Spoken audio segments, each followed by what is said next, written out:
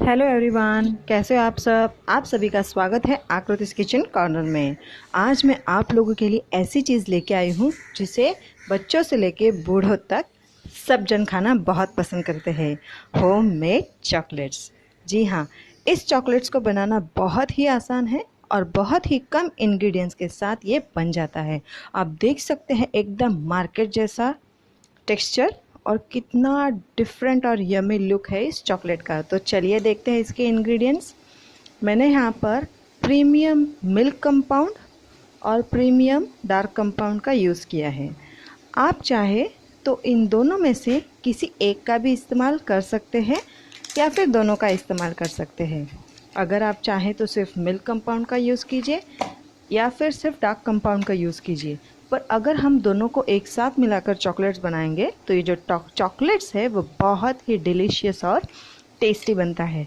मैंने यहाँ पर 500 के दोनों कंपाउंड लिए हैं। आपको ये किसी भी मार्केट में बहुत ही आसानी से मिल जाता है। तो मैं दिखाती हूँ आपको ये अंदर से कैसे दिखता है। तो ये देखिए, ये जो है ये मिल्क कंपाउंड है और जो ये डार्क कलर का चॉकलेट है ये डार्क कंपाउंड है। मैंने इन दोनों का रेशियो बिल्कुल बराबर लिया है। जैसे 3 स्लैब्स मैंने लिए हैं मिल्क कंपाउंड के, तो 3 स्लैब्स मैंने लिए हैं डार्क कंपाउंड के। एक पैकेट में टोटल 4 स्लैब्स होते हैं। तो ये देखिए, अब हमने इसे छोटे छोटे पीसेस में कट कर लिया है, आप देख सकते हैं, ताकि ये जल्दी से मेल्ट हो जाए। बस इसीलिए मैं यहाँ पर डबल बॉयलर मेथड का यूज़ कर रही हूँ। तो मैंने इसे एक स्टील के बोल में ट्रांसफ़र कर लिया है। आप चाहे तो ग्लास का बोल भी यूज़ कर सकते हैं। अब हम क्या करेंगे, एक पतीले में पानी चढ़ा देंगे। तो ये देखिए, मैंने एक बाउल में पानी डाल दिया है, लगभग 500 ml के करीब। हमें बस एक बात का ध्यान रखना है कि ये जो पानी है वो हमारा ऊपर का जो बॉल है जिसके अंदर हमने चॉकलेट्स डाले हैं उसको टच ना करें, और उसके ऊपर हमें रख देना है और स्लो फ्लेम पर हमें इसे गर्म होने देना है। फिलिंग के लिए मैंने यहाँ पर लिया है राइस पफ। पता है, हम जो डेयरी मिल्क वाला चॉकलेट खाते हैं जिसके अंदर वो क्रैकल्स होते हैं, बस ये उसी का टेक्सचर देगा। तो ये राइस पफ भी बहुत आसानी से मिल जाता है। और यहाँ पर मैंने लिए है नॉर्मल जो पीनट्स होते हैं उसका यूज़ किया है मैंने। उसे मैंने अच्छे से रोस्ट कर लिया है।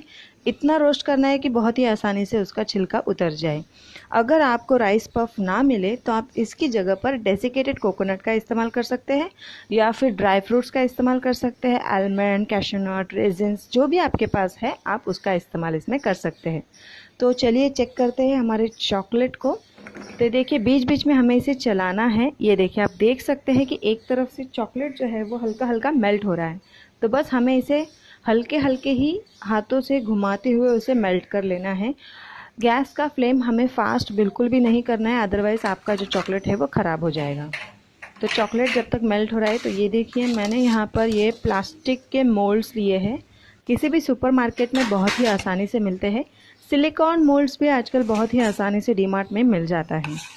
सिलिकॉन मोल्ड जो होता है वो थोड़ा सा कॉस्टली होता है और ये जो प्लास्टिक का होता है वो 20 से 25 रुपये में आसानी से मिल जाएगा। तो ये देखिए, आप देख सकते हैं कि हमारा चॉकलेट कितने अच्छे से मेल्ट हो गया है और कितना अच्छा सिल्की टेक्सचर आया है उसके ऊपर। अब हम क्या करेंगे, एक स्पून की मदद से थोड़ा थोड़ा करके ये जो चॉकलेट है इस चॉकलेट मोल्ड में हम ट्रांसफ़र कर लेंगे। तो थोड़ा थोड़ा करके भरेंगे क्योंकि हमें इसके अंदर अभी फिलिंग भी ऐड करनी है। आप चाहे तो किसी भी जैम का भी कर सकते हैं, बट वो थोड़ा सा ट्रिकी होगा, वो मैं आपको हमारे नेक्स्ट वीडियो में ज़रूर बताऊंगी। अभी फ़िलहाल के लिए एकदम सिंपल और प्लेन जो बिगनर्स हैं उनके लिए तो ये बेस्ट है। आप इसे बना के अपने फ्रेंड्स, रिलेटिव्स, किसी का बर्थडे हो, किसी की पार्टी हो, तो आप उसे इसे गिफ्ट भी कर सकते हैं। आप चाहे तो दिवाली में गिफ्ट कीजिए, उनके बर्थडे में गिफ्ट कीजिए, जैसे चाहे गिफ्ट कर सकते हैं। तो ये देखिए, मैंने इसे पूरी तरीके से फिल कर लिया है। अब हम उसके ऊपर थोड़ा सा ये जो राइस पफ मैंने लिए हैं वो हम उसमें, अगर आप राइस पफ का इस्तेमाल नहीं कर रहे हैं तो उसकी जगह पर आप काजू डाल दीजिए, बादाम डाल दीजिए, आप कुछ भी डाल के इसके अंदर एक अच्छी सी फिलिंग दे सकते हैं। तो हर एक चीज़ को हमें हर एक कंटेनर में डाल देना है। अगर आप डबल बॉयलर मेथड का यूज़ नहीं कर रहे हैं चॉकलेट को मेल्ट करने के लिए, तो उसकी जगह पर आप क्या कर सकते हैं, आपके पास अगर माइक्रोवेव है तो आप उसे 2 मिनट के लिए माइक्रोवेव कर लीजिए, वो अच्छे से मेल्ट हो जाएगा।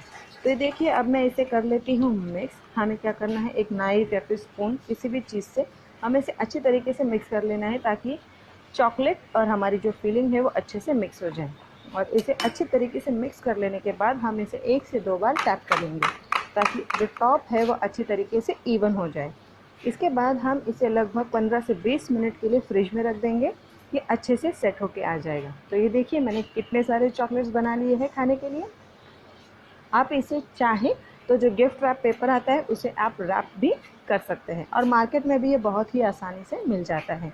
तो इतनी टेम्पटिंग चॉकलेट्स को अब निकालते कैसे हैं मैं आपको वो दिखाती हूँ। अगर आपने यहाँ पर प्लास्टिक मोल्ड का यूज़ किया है तो आपको क्या करना है, बस उसे एक बार फ्लिप कर लीजिए, ये देखिए निकल आया। और अगर वैसे भी नहीं निकल रहा तो हम जैसे आइस को निकालते हैं ना, आइस ट्रे से एक बार स्क्वीज़ करते हैं, हल्का सा शेक करते हैं, बस उसी तरीके से। और ये देखिए हमारे चॉकलेट्स बिल्कुल रेडी हैं। बस 15 से 20 मिनट में हमारे एकदम टेम्पटिंग चॉकलेट्स बन के रेडी हो जाते हैं। बस एक बात का ध्यान रखिएगा कि हमारे जब चॉकलेट मेल्ट हो रही है या फिर जब हम उसे डबल बॉयलर पे मेल्ट कर रहे हैं तो उसके अंदर पानी की एक भी बूंद नहीं गिरनी चाहिए, अदरवाइज़ आपका जो चॉकलेट है वो ख़राब हो जाएगा। तो देखा आपने कितना आसान है घर पर चॉकलेट्स बनाना, इतनी डिलीशियस और यमी चॉकलेट्स वो भी कितनी आसानी से बन जाते हैं। अगर आपको मेरी ये रेसिपी पसंद आती है तो प्लीज़ इसके ऊपर एक थम्स अप का बटन प्रेस कीजिएगा। मेरे चैनल पर अगर आप पहली बार आए हैं तो मेरे चैनल को सब्सक्राइब ज़रूर कीजिएगा। हम सब दोबारा मिलेंगे ऐसे ही मज़ेदार रेसिपीज़ के